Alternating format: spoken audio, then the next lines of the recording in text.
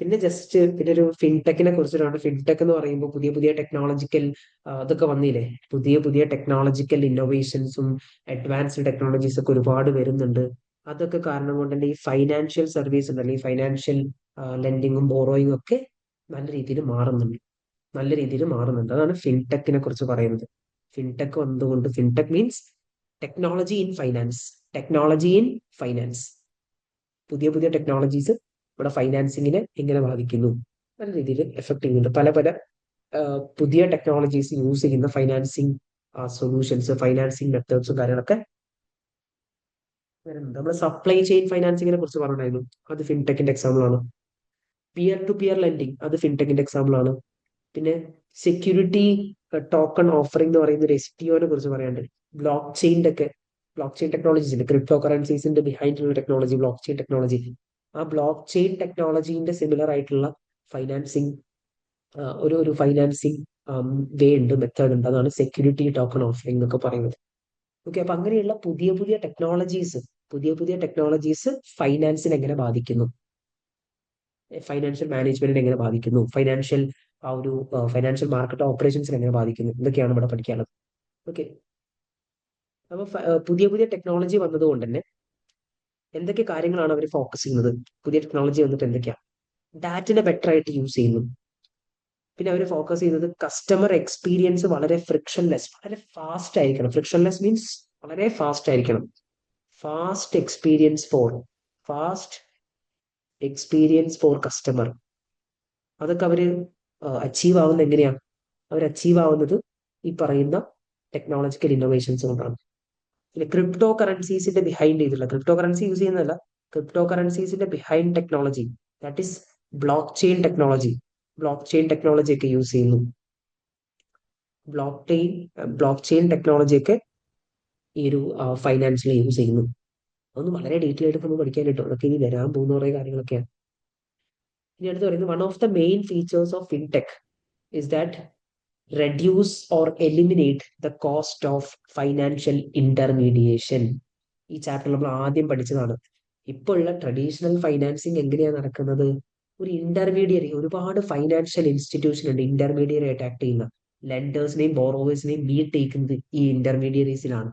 ഈ ഇന്റർമീഡിയറീസിനെ ഒഴിവാക്കുക എന്നുള്ളതാണ് ഏറ്റവും വലിയൊരു ഫീച്ചർ വരുന്നത്.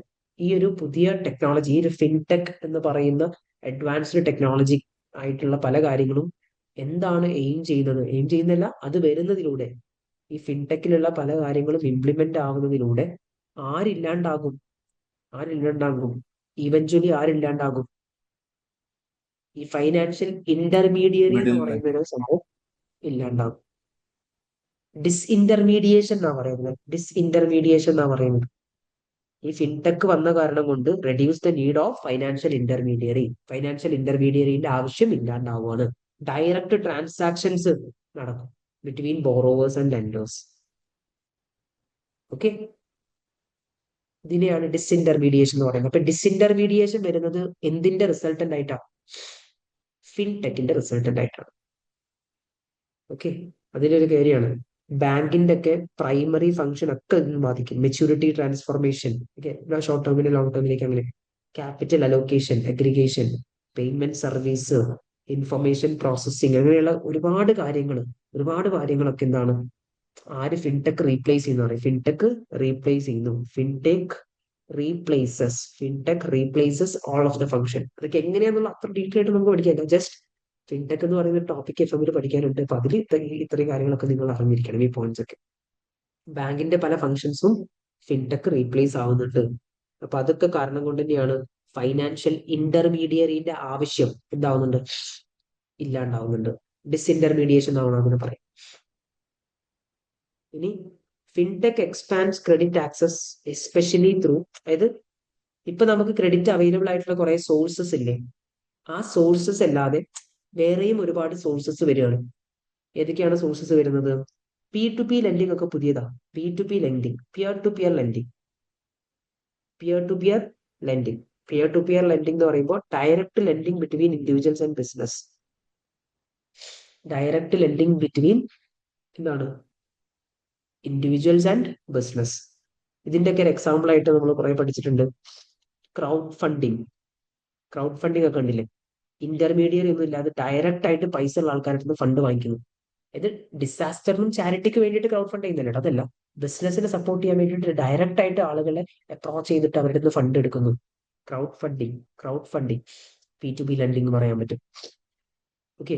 പിന്നീട് മൈക്രോ ഫൈനാൻസ് എന്നൊക്കെ പറയും. ഇതൊക്കെ എന്താണെന്ന് പറഞ്ഞാൽ മൈക്രോ ഫൈനാൻസ് ഒക്കെ എന്താണ്? മൈക്രോ ഫൈനാൻസ് ഇതൊക്കെ എന്താണ്? P2P ലെൻഡിങ് ആണ്. P2P ലെൻഡിങ് ആണ്. ഡയറക്ട്ലി എന്ത് ചെയ്യുന്നു? ഇന്റർമീഡിയർ ഒന്നും ഇല്ലാതെ ഡയറക്റ്റ് ആയിട്ട് ആളുകൾ എന്ത് ചെയ്യുന്നു? ലെൻഡിങ്ങും ബോറോയിങ്ങും ചെയ്യുന്നു. അങ്ങനെ ചെയ്യുന്ന സമയത്ത് രണ്ടുപേർക്കും അട്രാക്റ്റീവ് ആയിട്ടുള്ള റേറ്റ്സ് കിട്ടും.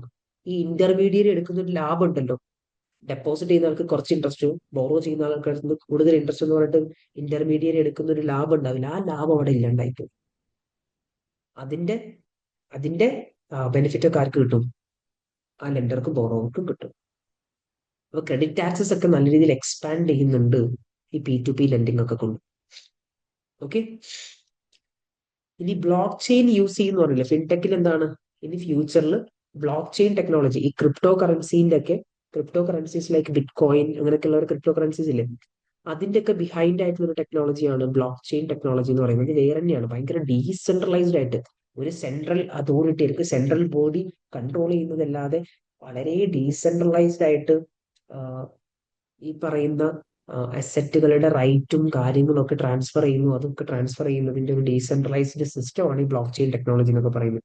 വളരെ കോംപ്ലിക്കേറ്റഡ് ആയിട്ടുള്ള ഒരുപാടൊക്കെ പഠിക്കാനൊക്കെ ഉള്ള ഒരു ടെക്നോളജിയാണ്. അപ്പൊ ആ ബ്ലോക്ക് ചെയിൻ ടെക്നോളജി ഇപ്പൊ നമ്മൾ കണ്ടുവരുന്ന ബ്ലോക്ക് ചെയിൻ ടെക്നോളജിയാണ് ഈ ക്രിപ്റ്റോ കറൻസീസ് എന്ന് പറയുന്നത്.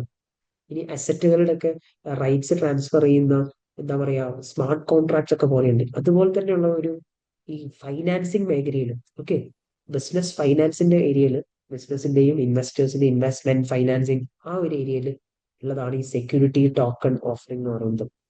STO ബ്ലോക്ക് ചെയിൻ യൂസ് ചെയ്യുന്നു. അപ്പൊ ഇതൊക്കെ എന്താന്ന് ഭയങ്കരമായിട്ടുള്ളൊരു ക്ലിയർ പിക്ചർ ഒന്നും കിട്ടണമെന്നില്ല, ബട്ട് ഇതിനുള്ള കുറച്ച് വേർഡുകളൊക്കെ ഒന്ന് ഓർത്താൽ മതി. സെക്യൂരിറ്റി ടോക്കൺ ഓഫറിംഗ്സ് എന്ന് പറയുമ്പോൾ ബ്ലോക്ക് ചെയിൻ യൂസ് ചെയ്യുന്നു.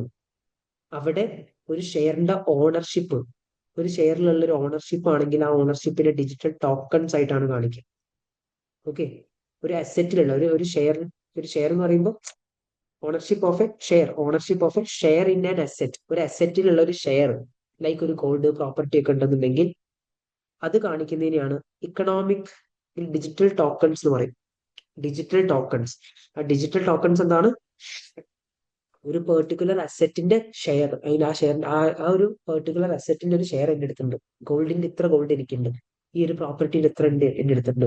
ആ ഓണർഷിപ്പ് റെപ്രസെന്റ് ചെയ്യുന്ന ഡിജിറ്റൽ ടോക്കൺസ് ഉണ്ടായിരിക്കും.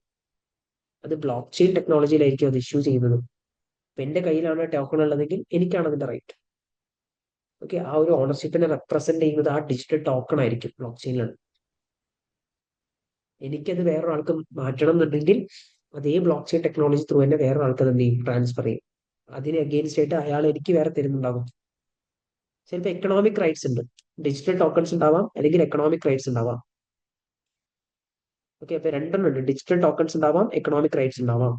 STOയില് ബ്ലോക്ക് ചെയിൻ യൂസ് ചെയ്തിട്ട്, ബ്ലോക്ക് ചെയിൻ ടെക്നോളജി യൂസ് ചെയ്തിട്ട് ഡിജിറ്റൽ ടോക്കൺസ് ഇഷ്യൂ ചെയ്യുന്നുണ്ട്. എന്താണ് ഡിജിറ്റൽ ടോക്കൺസ്? ഡിജിറ്റൽ ടോക്കൺസ് എന്ന് പറയുമ്പോൾ ഒരു അസെറ്റ്, ആ അസെറ്റിന്റെ ഓണർഷിപ്പിന്റെ ഒരു ഷെയർ, ആ അസെറ്റിന്റെ ഒരു ഷെയറിന്റെ ഒരു ഓണർഷിപ്പ്.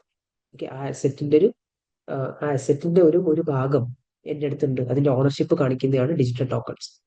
ഇനി ഏതെങ്കിലും ഒരു കമ്പനിയിൽ പ്രോഫിറ്റിന്റെ ഷെയറോ റവന്യൂയുടെ ഒക്കെ ഷെയർ ഉണ്ടെങ്കിൽ അതിനെ കാണിക്കുന്നത് എക്കണോമിക് റൈറ്റ്സ്, എനിക്ക് ഫ്യൂച്ചറിൽ ഇൻകം കിട്ടുന്നതിന്റെ റൈറ്റ്സ്. ഒരു അസറ്റ് ഞാൻ ഓൺ ചെയ്യുന്നതിന്റെ അല്ല, ഒരു അസറ്റ് ഓൺ ചെയ്യുന്നതിന്റെ റൈറ്റ് ആണ് ഡിജിറ്റൽ ടോക്കൺ. എനിക്ക് ഫ്യൂച്ചറിൽ എന്തെങ്കിലും ഇൻകം കിട്ടും എന്നുള്ളതിന്റെ റൈറ്റ്സിനെയാണ് ഇക്കണോമിക് റൈറ്റ്സ് എന്ന് പറയുന്നത്.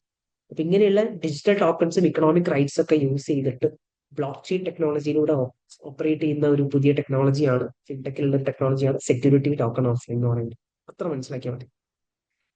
ഒരു കമ്പനിയുടെ പഴയ ഷെയർ എന്നൊക്കെ പറയുന്നത് ഫിസിക്കൽ ഡോക്യുമെന്റ്, ഷെയർ സർട്ടിഫിക്കറ്റ് എന്ന് പറയുന്നത് പഴയതാണ്, അതൊക്കെ റീപ്ലേസ് ചെയ്തു. ഫിൻടെക്കും അല്ലെങ്കിൽ STO ഒക്കെ വരുന്നതിലൂടെ പഴയതായിട്ടുള്ള ഒരു കമ്പനിയുടെ ഏർണിങ്സിന്റെ മുകളിൽ എനിക്ക് ഇത്ര ഷെയർ ഉണ്ട് എന്ന് പറയുന്ന ഷെയർ ഒക്കെ അത് മാറിയിട്ട് സെക്യൂരിറ്റി ടോക്കൺ എന്ന് പറയുന്ന ഒരു ഡിജിറ്റൽ സർട്ടിഫിക്കറ്റ് ആണ്. ഡിജിറ്റൽ ടോക്കൺസ് എന്നാണ് അതിനെ പറയാം. എന്താ പറയാ? ഡിജിറ്റൽ ടോക്കൺസ് എന്നാണ് പറയാം.